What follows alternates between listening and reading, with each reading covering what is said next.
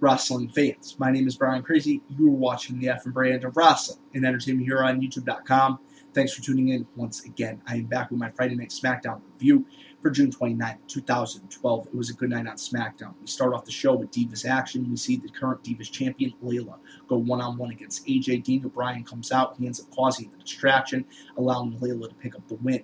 The temporary general manager of not only Raw this week, but also SmackDown, Vicky Guerrero, who is doing a phenomenal job. She's always played her role very well, but I do have to give credit where credit is due, and she's just doing a great job this week. She's just such a good speaker. She gets such heat from the crowd, and general managers shouldn't be good people. They should be bad guys. They should be somebody. It's an authority figure. You're not supposed to like the boss. That's what made the Attitude Era so great. Why did everybody get behind Stone Cold, even though he was supposed to be a bad guy? Because he was the average guy that was rebelling against the establishment. And that's what fans want to see. And Vicky plays the part phenomenal. She comes out and basically announces that AJ will be the special guest referee at the big title match at the up-and-coming Money in the Bank pay-per-view. What is AJ? What is her role going to be? How is she going to, influence this match? It looks like she's on CM Punk's side, but could she be working for Daniel Bryan? Could there have been some sort of arrangement between these two all along? And then the situation with Kane, it's very interesting. I like what they're doing with the storyline. I like the depth. I like the dynamics that they're currently doing, and I hope they continue. And Vicky also announces for Money in the Bank there will be series of qualifying matches tonight and also next week. So we go into the first qualifying match. We see Damien Sandow, the intellectual savior of the masses. He goes against Zack Ryder, Long Island IC. He ends up picking up the win, a quick, decisive win to qualify for Money in the Bank. Then we see Santino Marella and Christian in tag team action going against Cody Rhodes and David Otunga. And when David Otunga made his way to the ring, he did this pose down, very reminiscent of the Total Package, Lex Luger. And David Otunga is an incredible physical specimen. I mean, this guy is jacked. Not many guys on the WWE roster have definition like David Otunga. And I've really questioned the last few weeks since the exit of Johnny Laurinaitis from television, at least for the time being, what is David Otunga and Eve's role is going to be. And it looks like David Otunga is going to be pushed as a solid singles competitor at this point. And I think that's good. He has a lot of promise. Is he still green? Yes. But a lot of competitors are green when they come into the wrestling business. If they already knew everything, where would they go from there? They can only get better from here. So we see Santino Marella and Christian pick up the win over Rhodes and Otunga. And this match had an interesting stipulation. Whatever team won, both members of that team would qualify for the Money in the Bank pay-per-view.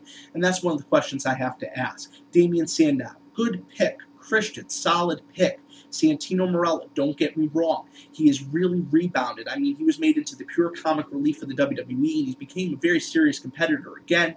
But is he the right man to be United States champion? Is he the right man to be in this match? That's the question I keep asking myself. And I know a lot of fans have asked it themselves and also asking their peers and other wrestling shooters, reviewers, fans here on YouTube. That we like Santino Marella. We think he's a great character. He's come such a long way, but can he carry that division? What is he going to do in this match? Is he going to just be the comic relief? Are we going to see, like we saw at the Elimination Chamber pay-per-view, where he, went all out? He didn't leave anything on the table, and he performed incredibly. That's the Santino we need, and if he does do that, then he's going to silence his critics, and enough said. Then we go into a backstage segment with Daniel Bryan and AJ. Then we go into Ryback in another exhibition match. He goes against two local talents. He absolutely dominates and decimates. He leaves nothing behind. And these two guys probably wish they didn't show up for work tonight.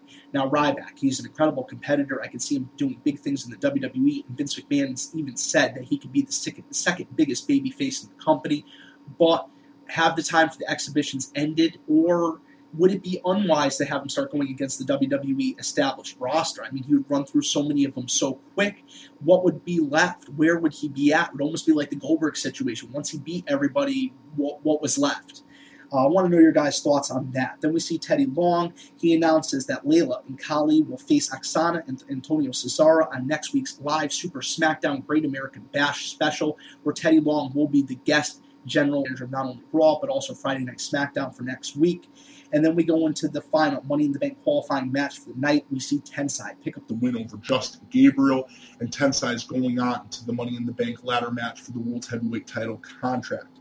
In the main event, we see Sheamus pick up the win over Dolph Ziggler and Alberto Del Rio. This match is for the World Heavyweight title. Sheamus picked up the win after he hit the bro kick on Ziggler. And earlier in the night, Ziggler was begging Vicky Guerrero to ban the bro kick, to ban the cross armbar, to give him the advantage in this match. And Vicky Guerrero said, I'm not doing that. I'm playing it by the book tonight. I want the general managers to look at me like I'm a serious contender for the open general manager spot when the WWE Board of Directors will announce their new general manager on July 23rd at the 1000th edition of the Monday Night Raw Super Show.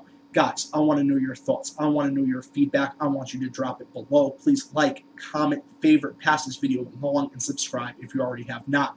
For the effing brand of wrestling and entertainment here on YouTube.com, my name is Brian Crazy. Thank you for watching. I'll catch you later.